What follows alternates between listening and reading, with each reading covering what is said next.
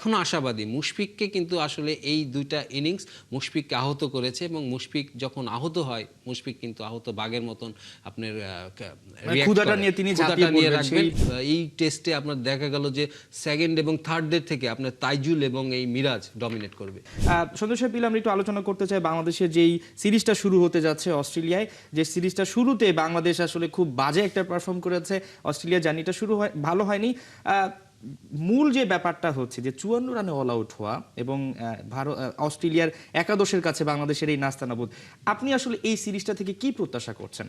না, আপনি যেটা বললেন যে এটা ছিল আসলে গা গরমের ম্যাচ, সেই গা গরমের ম্যাচে গা ঠান্ডা করার মতন একটা স্কোর, আপনার ৫৪ রানে অল আউট, মানে এইটার চেয়ে তো আর বাজে কিছু হবে না টেস্টে। আমরা যে টেস্টটি খেলতে নামছি ডারউইনে, ৩ দিনের খেলা আড়াই দিনে শেষ হয়ে যাওয়ার মতো অবস্থা, তো এর চেয়ে নিশ্চয়ই বাজে হবে না, এর চেয়ে ভালো কিছুই হবে। আর যদিও আমরা বলি যে এটা একটা প্রস্তুতি ম্যাচ, এই রেকর্ডগুলো কোথাও থাকবে না, লেখা থাকবে না, সবার ভিতরে একটা গা ছাড়া হয়তো ভাব থাকে, কিন্তু আমার মনে হয় যে এখানে আসলে আমরা রিড করতে, মানে আমরা যে আনকুকড অবস্থায় গিয়েছি, এই প্রস্তুতি ম্যাচটা তো আমরা আনকুকড ছিলাম। কারণ আপনি জানেন এখানে কিন্তু ড্রপ ইন পিচে খেলা হয়, আপনার এই ডারউইনে খেলা হয়, এবং এইখানে কিন্তু আমরা যতটা দেখেছি হাইলাইটসগুলো, সেখানে কিন্তু বাউন্স ছিল না, সেখানে বল সুইং ছিল। কিন্তু ওরকম আমরা যেরকম ভেবেছিলাম যে অস্ট্রেলিয়া মানে আসলে বাউন্স থাকবে, এরকম বরাবর আসবে, পুল খেলবো আমরা, ওরকম কিন্তু ব্যাপারগুলো ছিল না।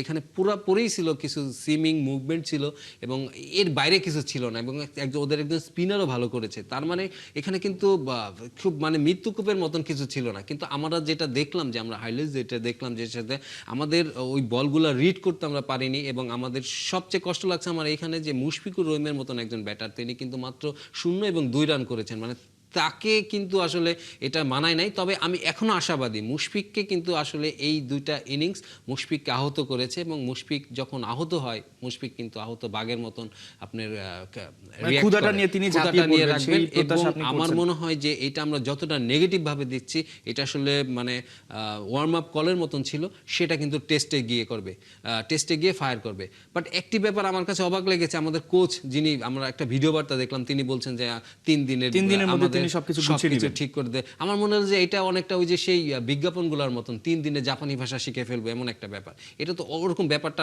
কিন্তু ওরকম না। তাকে করতে, তিনি যেটা করতে পারেন, তার দলের যে অভিজ্ঞ ব্যাটসম্যান আছে, তারাই আসলে এই ঘুরে দাঁড়াতে হবে তাদেরকেই।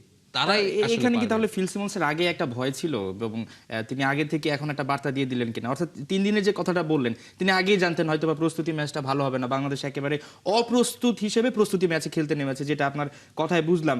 এখন আমরা কাদের উপর ভরসা করতে পারি, এবং আমাদের ফোকাসটা হওয়া উচিত কি?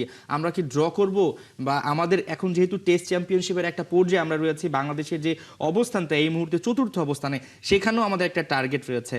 এই যে অস্ট্রেলিয়ার বিপক্ষে আমাদের যে 2টো টেস্ট রয়েছে, আমরা ভারতের উপরে অবস্থান করছে, টার্গেটটা হওয়া উচিত কি? টার্গেটটা আপনার কিছুই না, টার্গেটটা হইতেছে আমাদের, আমরা কিন্তু প্রস্তুতি ম্যাচে বুঝে গিয়েছি, আমরা যে পেসারদের নিয়ে যে আমরা ভেবেছিলাম 4 জন পেসার খেলাবো, সেখানে কিন্তু সেটা আমার মনে হয় যে আর মূল একটা টেস্টে ওইটা হচ্ছে না। কারণ আমরা তাসকিন এবং আপনার হাসান মাহমুদ ছাড়া বাকি যে 2, এবাদত এবং খালেদ, তাদের কিন্তু যে অবস্থা খুবই খারাপ দেখেছি। এবং আমার মনে হয় যে এই টেস্টে আমাদের 60 জন ব্যাটসম্যান নিয়ে খেলতে হবে, 4 জন বোলার নিয়ে খেলতে হবে, এবং 4 জন বোলারের ভিতর আমরা দেখেছি যে তাইজুল এবং আপনার মিরাজকে যদি আমরা স্পিনার রাখি, বাকি 2 জন পেসার দিয়ে, আমরা যেটা মনে হচ্ছে আমার, যে আমরা যদি ব্যাটিংয়ে যদি একটু ভালো রান করতে পারি, একটু চাপে রাখতে পারি, চাপে বলতে বোলারদেরও যদি একটু সুযোগ দিতে পারি, তাহলে কিন্তু অস্ট্রেলিয়ার কাছে আনপ্রেডিক্টেবল একটা বাংলাদেশ আপনার প্রেজেন্ট করতে হবে। সেখানে কিন্তু ওই কপি বুক তারা যেটা ধরে নিয়েছে, কিংবা তারা যেভাবে স্টাডি করছে, ওই ব্যাপার থেকে সরে এসে আমাদের ইয়েগুলো মানে একটু ব্যাটিং নির্ভর করতে হবে। আমরা যদি ব্যাটিংয়ে ব্যাটাররা যদি ভালো করে,